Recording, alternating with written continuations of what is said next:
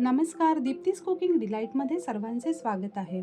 आज बनविणार आहोत इन्स्टंट ब्राउन राईस। त्यासाठी आधी आपण कुकरमध्ये तेलात 4 पातळ उभे चिरलेले कांदे घेऊन कांदे छान खरपूस चॉकलेटी रंगावर परतून घ्यायचे आहेत।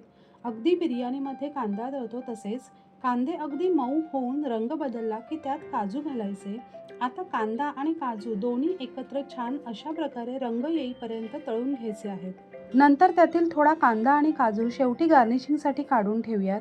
आता त्यात 1 चमचा जिरेपूड, 2 चमचे धनेपूड, 1 चमचा आमचूर पावडर आणि 1 चमचा गरम मसाला घालून परतून घ्यायचा आहे।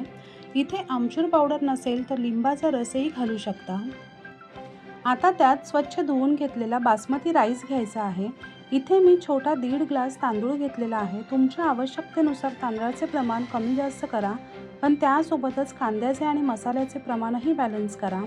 साधारणपणे 2 ग्लास पाणी ओतून चवीप्रमाणे मीठ घालून व्यवस्थित ढवळून घ्यायचे आहे आणि कुकरला फक्त 2 शिट्ट्या काढून घ्यायच्या आहेत।